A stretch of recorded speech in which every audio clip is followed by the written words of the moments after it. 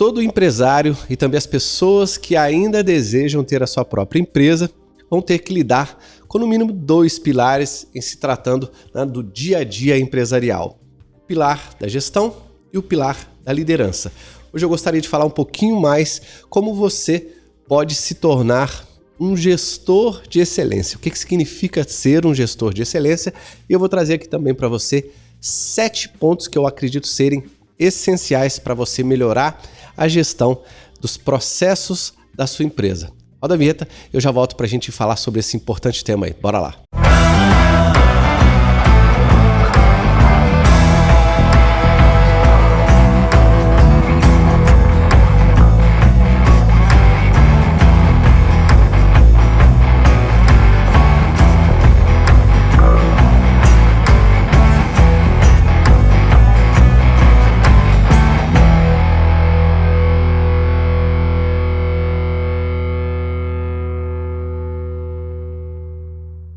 Olá pessoal, sejam muito bem-vindos, sejam muito bem-vindas a mais um videocast de Evandro Barros, Mentoria Consultiva.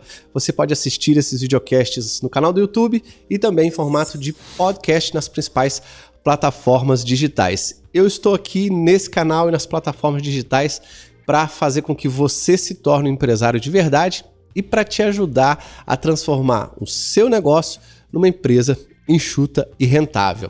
E hoje eu gostaria de falar sobre esse tema de gestão que é muito importante. Ele faz parte, né, meio da nossa pirâmide empresarial. Como você sabe, e como eu falo em vários dos meus vídeos aqui, a gente tem que ter para estruturar a nossa empresa, né, um formato de uma pirâmide empresarial que representa aí, né, o organograma, a parte que vai ser didaticamente representada para você, inclusive poder lidar com as pessoas, com os processos. Lá em cima estão os donos, os sócios ou o dono, enfim, as pessoas que fazem a gestão completa da empresa, né? E elas são responsáveis pelo planejamento estratégico. No meio da sua pirâmide, no meio da empresa aí, da sua pirâmide empresarial, estão os gestores, né? São eles que vão cuidar dos processos de marketing, de vendas, de pós-vendas, compras, manutenção, operacional, desenvolvimento metodológico, enfim, qualquer dos processos que o seu business, a sua empresa necessitar. E na base da pirâmide estão os seus colaboradores, que, divididos por processo, vão fazer aquelas atividades nas rotinas necessárias, observando os procedimentos necessários que cada um dos processos precisa. Assim a gente forma essa pirâmide. E para você que quer aprender um pouquinho mais sobre essa pirâmide empresarial, estruturar a sua empresa, eu vou deixar aqui um meu e-book para você sobre o ciclo da excelência, que eu falo exatamente sobre cada um desses 3 pilares de uma empresa, né? Do planejamento estratégico, do sistema de gestão por processos e das rotinas, procedimentos, da produtividade dos colaboradores, que é o da base da pirâmide. Então, baixa aqui esse e-book, o link eu vou deixar aqui nesse vídeo. Tenho certeza que você pode fazer bastante proveito desse e-book que eu escrevi com muito carinho, é gratuito para você. Vamos lá, para a gente nos tornarmos aí um gestor de excelência, a gente primeiro precisa entender que a gente não gere pessoas, a gente gere processos e a gente lidera pessoas. Embora muitas pessoas usem esse termo, né, gestão de pessoas, é só uma opinião própria, tá? Não quer dizer que eu estou certo ou errado, é uma opinião e é o que eu prego, é o que eu escrevo, é o que eu já li, já estudei. Embora a gente utilize o termo gestão de pessoas porque a gente está gerindo o processo de recursos humanos, que é aquele processo que cuida das pessoas, as pessoas acabaram, né, abreviando gestão de pessoas, mas no fundo a gente gere processos. Eu vou explicar 7 pontos aqui para você entender melhor isso, e a gente lidera pessoas. Gestão dos processos e liderança das pessoas. E aí, para a gente trabalhar esse nome, né, esse termo que eu chamei aqui, gestor de excelência. O gestor de excelência não só, né, o termo excelência, na minha concepção, ele trata de fazer a coisa certa, né, e também fazer algo certo. Ou seja, fazer a coisa certa no momento certo, né, o que o Lean prega aí, né, das grandes empresas, no momento certo, com as pessoas certas, gastando o dinheiro certo, observando datas e prazos, né? Fazer com que a gente seja assim meio just in time, just in sequence, né? Extrapolando os termos aí, para que a gente consiga ter os resultados, não só unitariamente, individualmente, né, de cada um dos processos da empresa, mas com que, e inclusive numa pequena empresa, né, o dono às vezes está fazendo papel de dono, às vezes está fazendo papel de gestor, às vezes está até fazendo papel de colaborador, para que quando a gente estiver fazendo um desses 3 papéis, a gente saiba o que está fazendo. Então, saber e conseguir ser um gestor de excelência é trabalhar com eficiência e eficácia ao mesmo tempo para fazer com que os processos funcionem amarradamente, não só isoladamente, porque uma empresa tem conexão entre os processos, né? E essas conexões são várias às vezes, né? Principalmente entre marketing e vendas, entre vendas e pós-vendas, entre vendas e operacional. Se essas interfaces estiverem quadradas, né? Não tiverem sido feitas de forma muito padronizada, muito amarradinha, as coisas, né? Quando a empresa começa a crescer, as coisas começam a ficar... trazer problemas, né? As passagens de bastão aí de um processo para o outro, de um colaborador para o outro, de um time para o outro, começa a ficar desgovernado e a empresa tende a ter muitos problemas. O primeiro ponto que eu gostaria de falar aqui para você se tornar um gestor de excelência é ter os seus processos padronizados. Pelo menos no o que o processo faz, né? Quem vai fazer aquilo que está ali dentro do seu processo e quando deve ser feito. O que, quem e quando. Pelo menos. Se você precisar de, em certos momentos, ter aí o quanto, né? Porque às vezes você vai investir e tal, show de bola. Mas pelo menos o que, quem e quando. Por quê? E por que eu não falo, Evandro, por que você não trata nesse momento do como? O como já é a base da pirâmide, né? O como quem vai fazer são os colaboradores. Embora você, como gestor, possa... exercer uma função de colaborador em algum momento, é na função de colaborador que a gente vai determinar os comos, é nas rotinas e nos procedimentos. Eu não vou falar sobre isso nesse vídeo. Então, o que, quem e quando deve fazer para que você padronize o seu processo. Se você não tiver o seu processo padronizado, com o que, quem, quando, né? E se você é responsável pelo processo de marketing, o que, quem, o que marketing precisa fazer, quem vai fazer esses o quês e quando precisa ser feito. Isso é padronizar um processo. E aí amarrar com o próximo processo que está ligado a marketing, que é vendas. O que as pessoas vão fazer no processo de venda, quem vai precisar fazer e quando vai precisar fazer.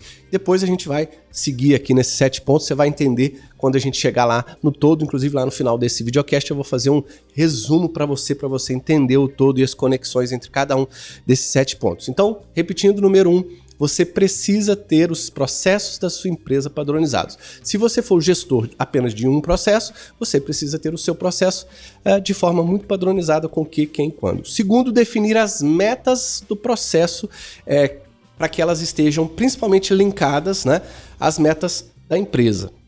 E aí, sobre metas, existem 2 tipos de metas que eu trabalho com os meus mentorados aqui no meu processo de mentoria consultiva, seja presencial, seja online, seja em turma, seja individual, enfim.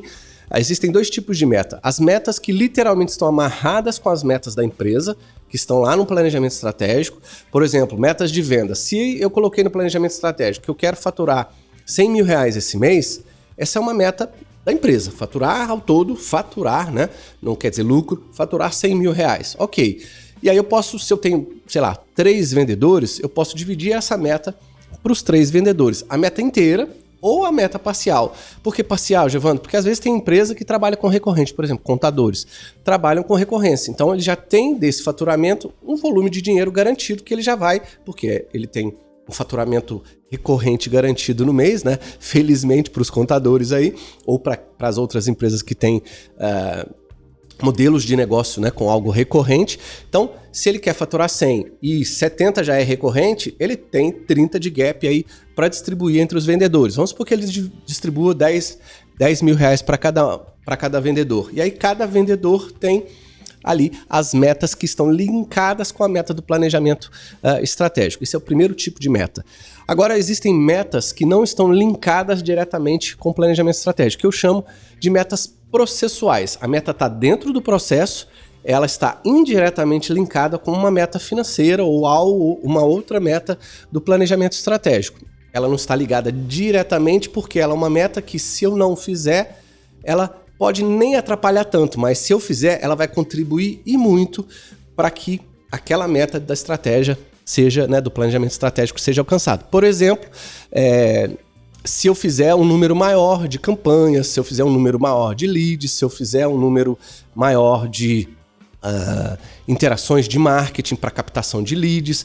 E aí depois eu transformo essas ações de marketing que eu estou fazendo, que são metas específicas de marketing, que tem indiretamente a ver com as metas de trazer leads. Aí as metas de trazer lead, obviamente, são metas mais diretas.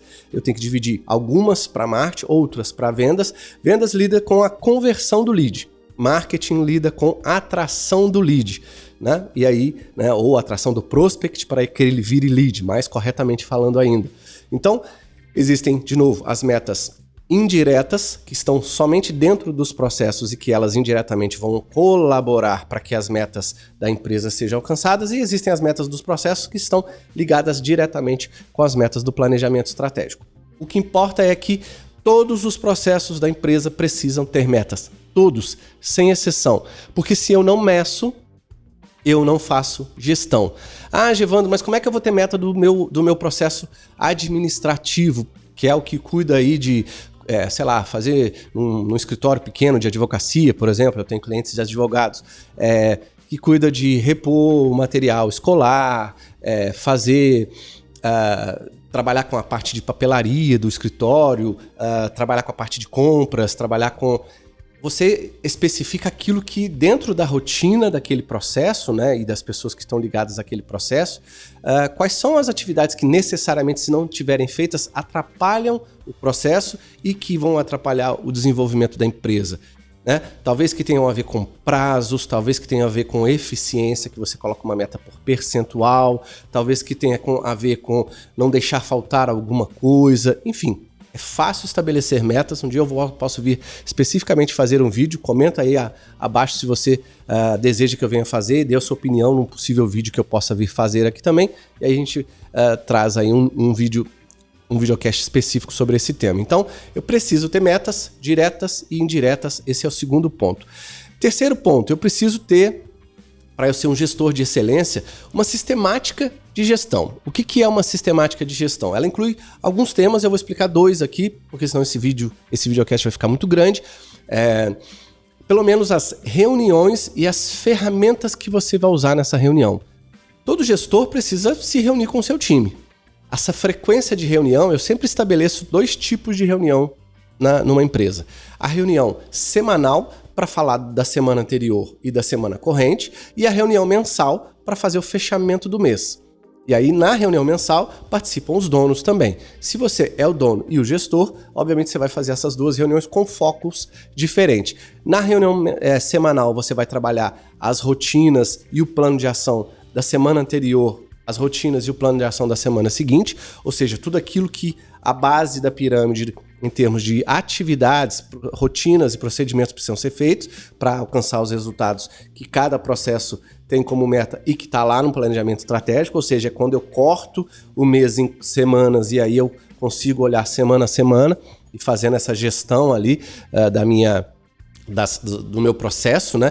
E olhando as rotinas para ver se a coisa está acontecendo bem, quem está performando, quem não está, quem precisa de ajuda, quem precisa de treinamento e uma série de outras coisas. E então, olhando essa sistemática de gestão, eu vou precisar atrelar esses momentos de sentar com as pessoas, porque se você não conversa com o seu time, com certeza as pessoas ficam apáticas, as pessoas só entram e saem da empresa sem saber para onde vão, as pessoas não têm a oportunidade de falar sobre possíveis problemas, melhorias, você não dá a chance das pessoas contribuírem.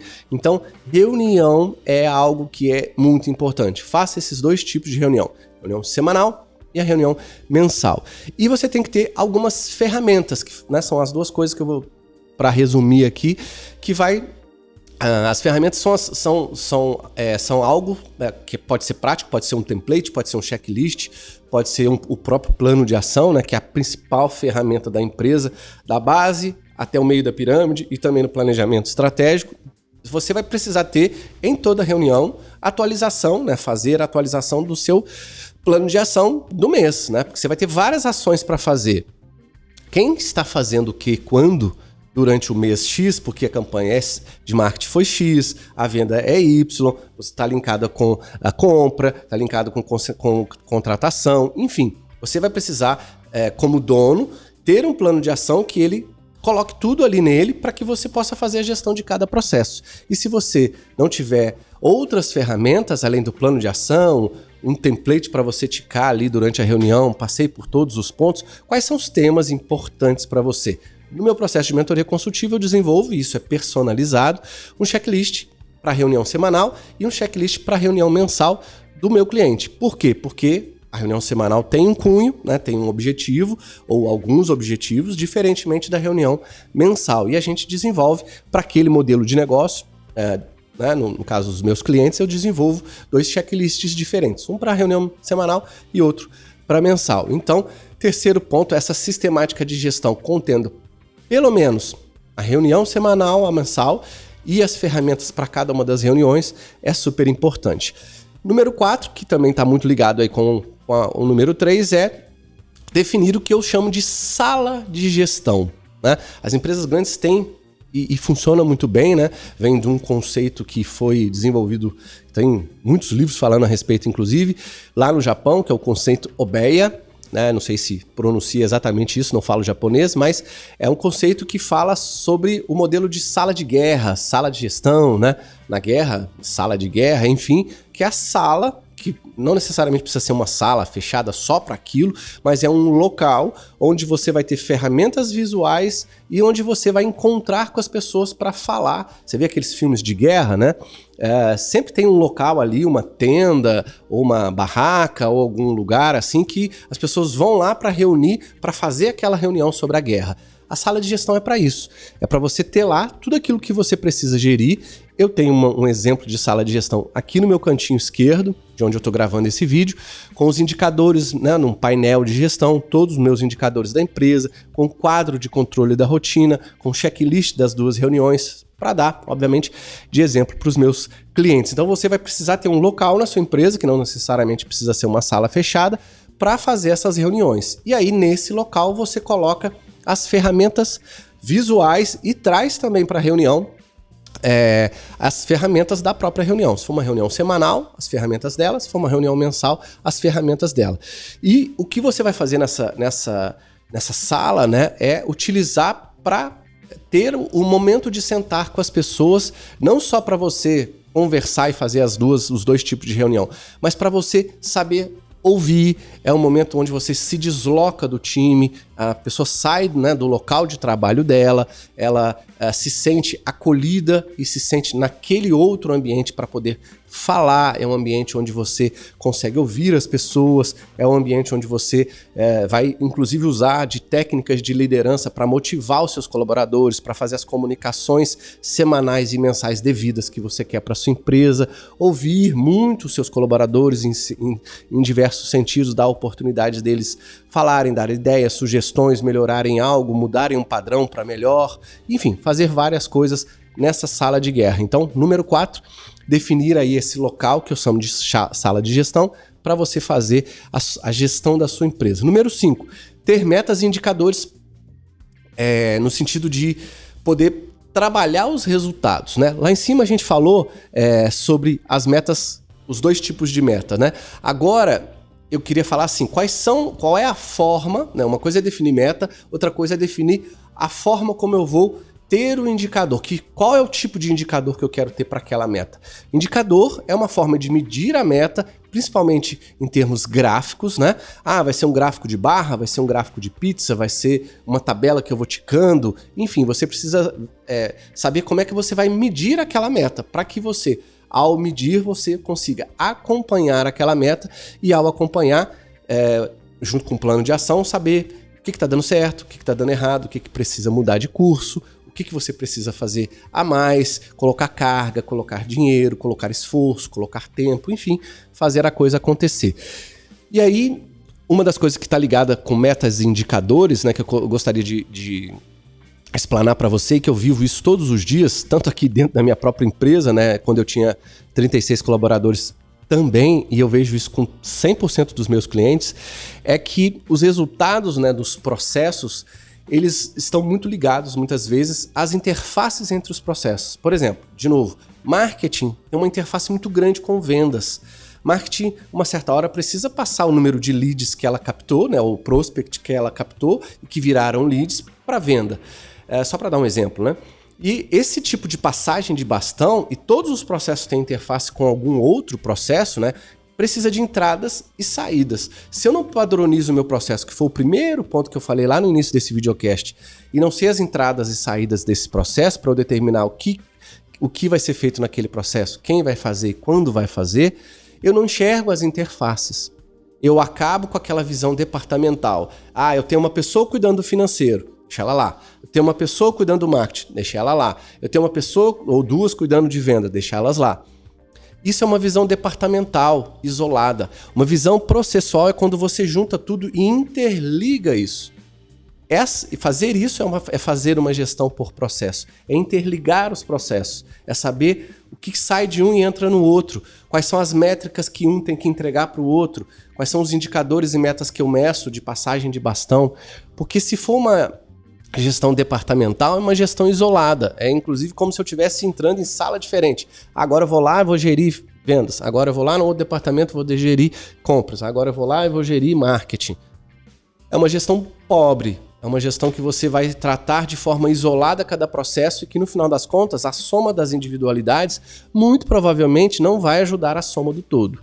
Por isso que a gente tem que ter as reuniões, por isso que eu falei antes aqui das reuniões, para que a gente consiga, com as reuniões inclusive, unir o todo. E na padronização você consiga enxergar o passo a passo inteiro da sua empresa. Inclusive eu desenho esse ciclo, né, que sai lá da jornada do cliente, e eu desenho esse ciclo da sua empresa. Qual é o ciclo que desde você fazer marketing, captar o cliente, ele entrar na venda, efetuar a venda, atender ou sei lá o que for, produzir o produto, fazer o pós-venda, qual é esse ciclo macro da sua empresa e como é que os demais processos se encaixam ali para dar apoio para esse ciclo dos 4 processos principais, geralmente, né, da sua empresa. Marketing, vendas, atendimento, produção ou prestação de serviço e pós-venda. Né? Marketing, vendas, operacional e pós-vendas. Esses 4 processos estão interligados, eles são o que eu chamo de processos principais que têm a ver com a jornada do cliente. Não estou dizendo que eles são os mais importantes de uma empresa, mas eles são, né, todos são importantes dentro do limite aí, mas são os processos que estão mais interligados. Compras, manutenção, RH, financeiro e contábil, são processos de apoio, eles são internos da sua empresa. Eles podem até estar meio feitos aí, né? Não tão bem assim, mas marketing, vendas, atendimento, pós-venda, ou marketing, vendas, operacional e pós-venda, precisam estar sendo muito bem desempenhados, precisam ser processos muito bem padronizados, porque você tem, inclusive, muitas vezes, contato com o cliente. Então, todos os processos que tem contato com o cliente precisam ser muito bem feitos. É como a gente abrir a nossa casa para alguém entrar. Todos os dias que você abre a sua casa para alguém entrar, a casa tem que estar limpa, organizada. Nos demais dias, ela pode até estar meio desorganizada, né? Os outros processos podem até estar meio desorganizados. Suas finanças podem não estar redondas, mas o seu cliente não vai ver. Agora, marketing ele vê. Vendas, você tem contato com ele. Quem presta serviço como eu, por exemplo, o atendimento, que é o operacional, eu tenho contato, é a prestação do serviço. Pós-venda também, de alguma forma, mesmo que seja eletronicamente, ou pelo WhatsApp, ou online, enfim, você tem contato com o cliente, então a gente prioriza essa cadeia da jornada do cliente com esses 4 processos. Resumindo, ponto 5, aprenda a olhar a cadeia dos processos como um todo, aprenda a padronizar essa cadeia e enxergar as interfaces, para que você tenha metas e indicadores para poder medir. Afinal de contas, gestão tem muito a ver com números, tá? Número 6, para você se tornar um gestor de excelência, você vai precisar aprender de alguma forma sobre análise e solução de problemas. Porque um gestor que faz parte do meio da pirâmide, uma das principais atividades dele é resolver problemas, né? E nem sempre a palavra problema, né, é algo negativo, é resolver um tema, né? Às vezes não é um problema necessariamente, às vezes você vai ter que lidar com um número, né, saber analisar um número para poder tomar a ação devida, porque as pessoas não estão ali, às vezes é treinamento. Então, qual é a resolução daquele tema ou daquele problema que está acontecendo para que, pelo fato das pessoas não estarem conseguindo atingir o resultado? E aí, dentro de cada processo, né, se você tem gestores diferentes, cada um dos seus gestores vai precisar fazer isso. Se for você vai precisar fazer isso analisando cada um dos processos. Então, você precisa ter uma metodologia para isso, né, que chama MASP. método de análise e solução de problemas. Existem livros, inclusive, que falam sobre essa metodologia, para que você consiga saber automaticamente, né, exercitar a solução de problemas, saber analisar, né, são 8 passos que possuem a metodologia, um dia eu posso vir falar sobre ela aqui para vocês.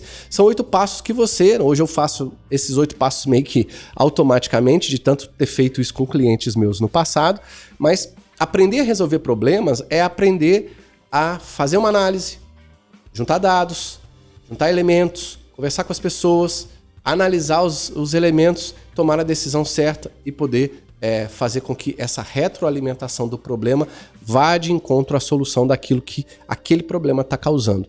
Então, esses 8 passos, né, de uma análise e solução de problemas seria interessante porque você, gestor, vai estar resolvendo algo o tempo inteiro. Essa é uma das suas funções.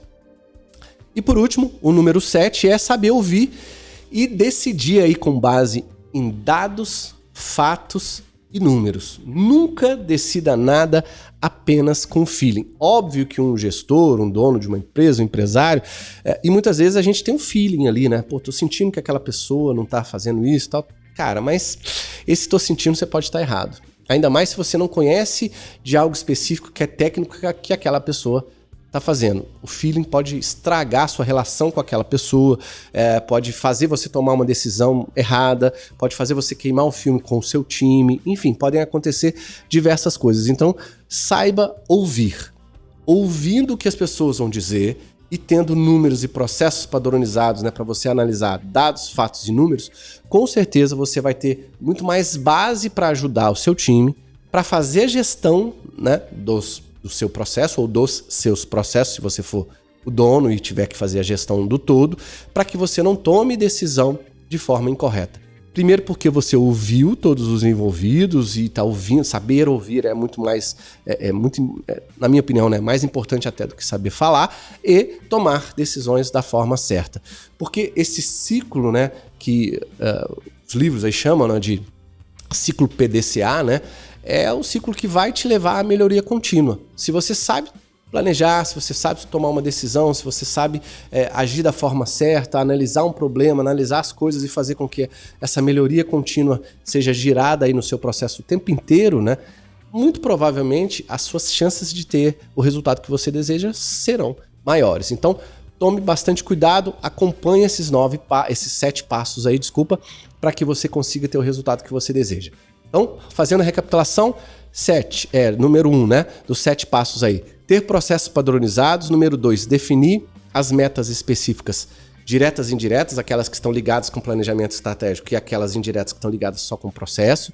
3, montar uma sistemática de gestão que envolva aí o quando, o que, principalmente, né, focada aí nas reuniões e nas ferramentas que você vai utilizar na reunião mensal e na reunião semanal.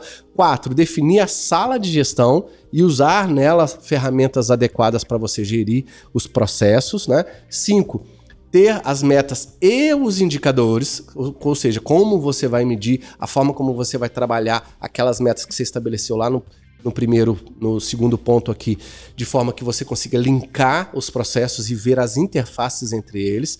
6, aprender sobre análise e solução de problemas, porque essa com certeza vai ser uma das principais tarefas sua. E 7, saber ouvir e tomar decisões com dados, fatos e números. Tá ok, pessoal? Tudo isso faz parte do sistema que a gente chama de sistema de gestão empresarial. E para você ser um líder de excelência, você precisa saber o que é um sistema de gestão empresarial. Eu te convido, mais uma vez, se você ainda não baixou esse e-book que está aqui, é o e-book sobre o ciclo da excelência, que eu falo como você pode estruturar melhor a sua empresa, também com sistema de gestão, para você ser um gestor de excelência. Lá eu falo sobre planejamento estratégico, como estruturar um sistema de gestão e também a parte de rotinas, procedimentos, né? Como é que você pode controlar as suas rotinas. Afinal de contas, a gente gere pessoas e controla a rotina. E a gente não deve controlar as pessoas. A gente deve controlar as rotinas que têm a ver com a eficiência dos processos. Guarde mais essa aí. Fico por aqui, pessoal. Um grande abraço. Agradeço a todo mundo. Saúde para todos. E até o próximo videocast. Tchau, tchau.